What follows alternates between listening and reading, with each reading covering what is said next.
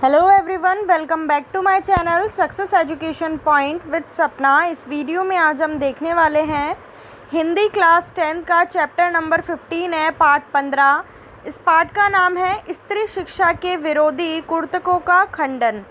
इस चैप्टर के जो राइटर हैं उनका नाम है महावीर प्रसाद द्विवेदी। आज हम इस पार्ट के प्रश्नोत्तर देखेंगे इस वीडियो में। चैप्टर 1 से लेकर 14 तक के जो प्रश्नोत्तर हैं वो आपको पहले से ही मेरे चैनल पे मिल जाएंगे, तो आप वो भी देख सकते हैं। इसके अलावा आपको संस्कृत और सोशल साइंस की भी वीडियोस जो है मेरे चैनल पे देखने को मिल जाएंगी। चैनल पे जाके प्लेलिस्ट में आप चेक कर सकते हैं, इसलिए चैनल को जल्दी से कीजिए सब्सक्राइब और साथ ही में बेल आइकन को प्रेस कीजिए, जिससे नेक्स्ट वीडियो की नोटिफिकेशन आप तक तुरंत पहुंच सके। हम आपके लिए इतना कुछ करते हैं, तो आप प्लीज़ चैनल को सब्सक्राइब और वीडियो को लाइक और फ्रेंड्स के साथ शेयर ज़रूर करें। तो चलिए शुरू करते हैं। सबसे पहला प्रश्न है, कुछ पुरातन पंथी लोग स्त्रियों की शिक्षा के विरोधी थे। द्विवेदी जी ने क्या क्या तर्क देकर स्त्री शिक्षा का समर्थन किया? द्विवेदी जी ने निम्नलिखित तर्क देकर पुरातन पंथियों के तर्कों का विरोध कर स्त्री शिक्षा का समर्थन किया। पहला तर्क था, द्विवेदी जी ने कहा कि संस्कृत के नाटकों में स्त्रियों का प्राकृत बोलना उनके अनपढ़ होने का प्रमाण नहीं है। उस काल में कुछ ही लोग जो है संस्कृत बोल पाते थे। दूसरा पॉइंट है इसी का, यद्यपि प्राचीन काल में स्त्री शिक्षा थी, लेकिन उसके होने के आज पर्याप्त प्रमाण उपलब्ध नहीं है। गार्गी, मंडन मिश्र की पत्नी, सीता, शकुंतला आदि उदाहरण हमारे सामने हैं, जिससे ये पुष्टि होती है कि यह सभी पढ़ी लिखी थी। तीसरा पॉइंट इसी का, पुराने ज़माने में स्त्रियों ने वेद मंत्रों की रचना की और पद्य रचनाएं भी की, जो उनके शिक्षित होने के प्रमाण की पुष्टि है। दूसरा प्रश्न, स्त्रियों को पढ़ाने से अनर्थ होते हैं। कुतर्कवादियों की इस दलील का खंडन द्विवेदी जी ने कैसे किया? अपने शब्दों में लिखिए। द्विवेदी जी ने कुतर्कवादियों की स्त्री शिक्षा विरोधी दलीलों का जोरदार खंडन करते हुए कहा है कि यदि स्त्रियों को पढ़ाने में अनर्थ होता है तो पुरुषों को पढ़ाने में भी अनर्थ होते रहेंगे। यदि पढ़ाई को अनर्थ का कारण मान लिया जाए तो सुशिक्षित पुरुषों द्वारा दिए जाने वाले सारे अनर्थ भी पढ़ाई के दुष्परिणाम माने जाने चाहिए। अतः उनके भी स्कूल कॉलेज बंद कर देने चाहिए। ये किसने कहा? द्विवेदी जी ने कहा। अगला तीसरा प्रश्न, द्विवेदी जी ने स्त्री शिक्षा विरोधी कुर्तकों का खंडन करने के लिए व्यंग्य का सहारा लिया है, जैसे यह सब पापी पढ़ने का अपराध है, ना वे पढ़ती ना वे पूजनीय पुरुषों का मुकाबला करती। आप ऐसे अन्य अंशों को निबंध में से समझिए और लिखिए।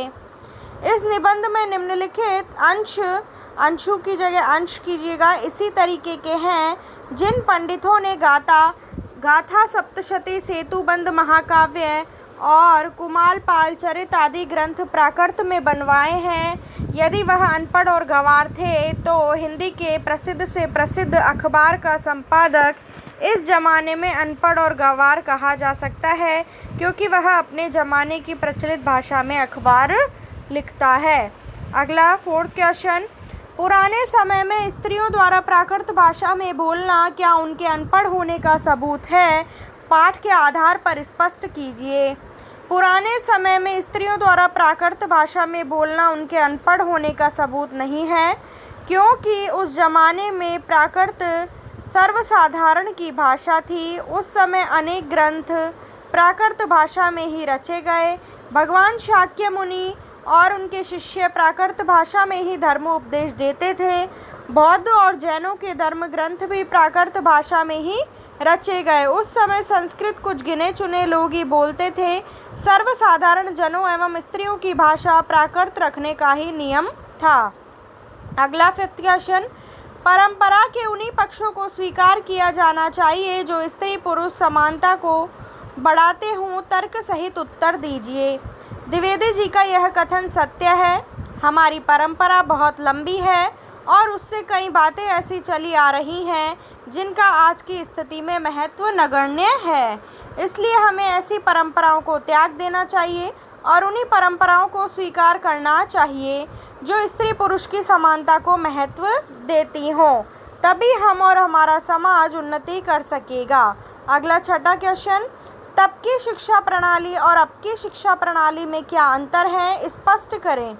प्राचीन समय में शिक्षा प्रणाली में शिक्षा गुरुओं के आश्रमों में दी जाती थी और अध्ययन सामग्री के रटने पर बल दिया जाता था। इसलिए स्त्रियां शिक्षा से वंचित रह जाती थी क्योंकि वह आश्रम और मंदिरों में नहीं जा पाती थीं।